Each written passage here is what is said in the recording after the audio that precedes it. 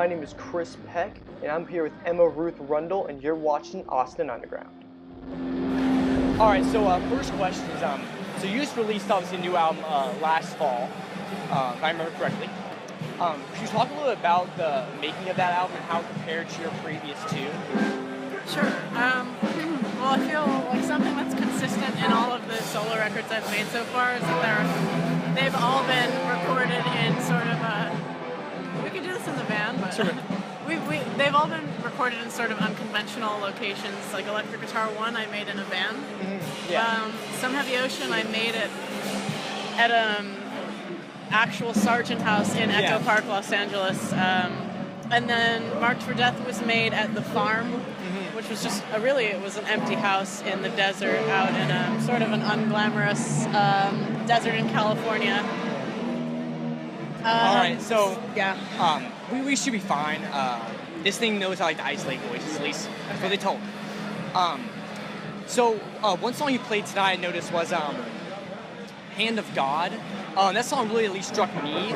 Could you talk a little about not only the lyrics of that song, but how you developed like the kind of spiritual atmosphere like with the music? That song is largely about shame and forgiveness. So I think that it's a very natural for me in the way the mythologies that I have access to in the way that I have lived.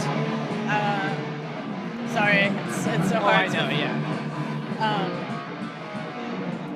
So yeah, that song is largely about shame and the desire for forgiveness, sort of ruminating on wrongfulness. I mean, I'm not a religious person. I should say that I am not a religious person, so none of the lyrics are necessarily directly Christian or anything like that. I think that it's just it's a world that I draw from. It's everywhere, and I think that the imagery is very powerful for me. Okay. Yeah. And then I saw in one of your interviews, this was fascinating me, that you have like a mask collection. I wonder if like you still kind of keep that up and like just like what fascinates you about masks? Masks? Yeah. Oh well, I really was at one time collecting Japanese Ono masks. Okay. Because a lot of the early marriages stuff. Well, I love. I think it really came from anime. It's kind of silly, but I watch a lot of anime. I watch a lot of anime also. Okay, so I really love like feudal era anime kind of stuff. Okay. And I got really into that mythology, and all the Shinto characters, and that used to really, well, and still does. I think it's just beautiful and fascinating and a wonderful tradition. Yeah. The history of the theater and the Ono masks, and the early marriages stuff was inspired by all these stories and the kitsune and all that stuff. I haven't really been collecting masks recently. I just been living out of a bag for so long that I don't have anywhere to put things anymore. But someday I'll go to Japan and probably spend all the money I make there on masks. Yeah. Yeah. Has any of that or have you ever made a song about that, or has that directly influenced any of the music you created? Well, Kitsune, the First Marriages record, is pretty much entirely inspired by that. Okay. Yeah. And then I want to talk about this tour specifically. What's it being almost like a folk singer-songwriter touring with like some of these like really heavy metal bands? Like, is that something like not only are you used to that, like how is the audience different, but also just is it changing the way that you're playing and the way that your lineup is presented? It is in the sense that on this is the first tour I've ever taken a band on. Okay. And this is our 5th show as a band. I'm very used to performing as a solo artist alone on stage. Yeah.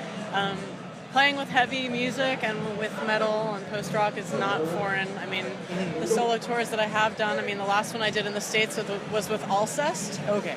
And so they have a similar audience. Why do you think that is? So it's not foreign territory. Why do you think that I keep getting invited into this world? Yeah, why do you think the audience is similar? Oh, well, the audience, Alcest and Dove haven't toured together. There's just that sort of, I don't want to say atmospheric black metal, but there's a lot of influences. There's a post-rock influence, there's the melodic element. the beauty in the music, the melodic beauty in Deaf Heaven. I think that Alcest also has that. They're going to start playing here in a second. I don't know exactly why. I think it's probably because I was in Red Sparrows, and Marriages and Deaf Heaven have a long history together, so that's why I'm on the tour. But it's not foreign to play in front of these audiences. In fact, I'm very glad to be welcomed, and I feel very at home in heavy music. Yeah. I'd actually be curious to see what it would be like in a different world. It might be scary territory.